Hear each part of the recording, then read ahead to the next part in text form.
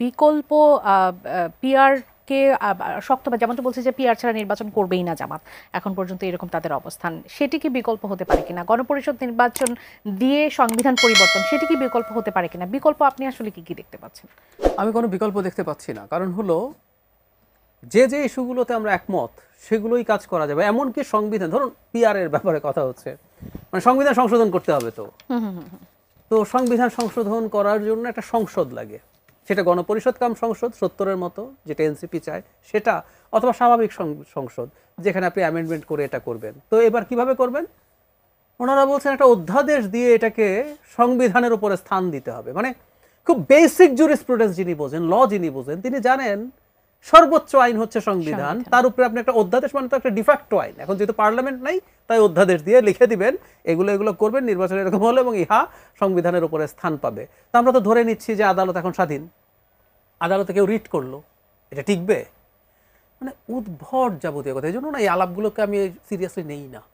আপনি না হয় লোয়ার হাউসের প্রপোর্শনাল রিপ্রেজেন্টেশনের কথা বা তার জন্য নির্বাচনে যাব না, হঠাৎ একদিন ঘুম থেকে উঠে জামাতের মনে হইলো, জামাত কি এই ৫ তারিখের পর থেকে সমানে বলে গেছে? বলে নাই।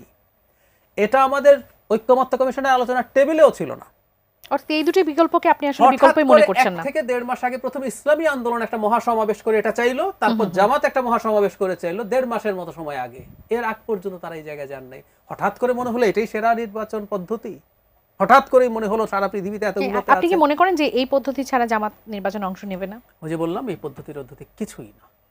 ওই যে ভেড়া নেকড়ে ভেড়াকে খাওয়ার গল্প আছে না, মানে আপস্ট্রিমে থাকে বলতেছে তুমি আমার পানি কেন ঘোলা করছো, বললো আমি তো ডাউন স্ট্রিমে কেমনে করি, তুমি আমাকে গালি দিচ্ছ, আপনি তো গত বছর আমার জন্মই হয় নাই, তো তুমি দাও নাই, তো তোমার মা গালি দিচ্ছে, সুতরাং আমি তোমাকে খাবো।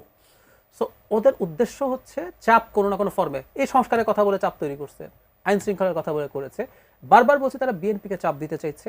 বিএনপি যদি তাদের সাথে মোটামুটি নেগোশিয়েট করে তাদের মান-ইজ্জত রক্ষা করার দায়িত্ব নেয়, তারা যদি সম্মানজনক আসন নিশ্চিত করতে পারে, তাহলেই নির্বাচনের যাবতীয় আলাপের মূল উদ্দেশ্য ওটা। আর আমি এটাও বলতে চাই, জামাতের না ঐতিহাসিকভাবে জনগণের বিপক্ষে অবস্থান নেওয়ার বাতিক আছে, এটা ওর ডিজিজ।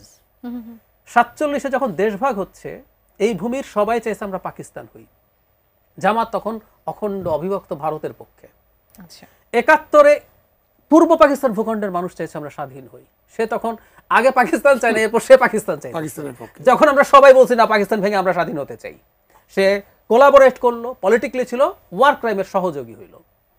৮৬ সালে এরশাদের সাথে নির্বাচনে আওয়ামী লীগ গেল, জামাত সাথে সুরসুর করে গেল, এবং ওই নির্বাচনটা এরশাদের শাসনকে দীর্ঘায়িত করতে সাহায্য করেছে। এইভাবে ধাপে ধাপে ২০০৮ সালে আওয়ামী লীগের ওই যে ১/১১ পরের নির্বাচনটা না যাওয়া উচিত ছিল বলে অনেকে মনে করেন, এবং সেখানেও নাকি বিএনপিকে বেশ চাপ দিয়ে জামাত এনেছে। এখন তাদের আরেকটা টাইম আসছে যখন জনগণের পক্ষে থাকা উচিত, তারা আবারও বলা যায় না নির্বাচনে না যেতে পারে, তবে এটা যদি তারা করে তাদের দলই বিরাট অস্তিত্বের মুখোমুখি সংকটে পড়বে বলে।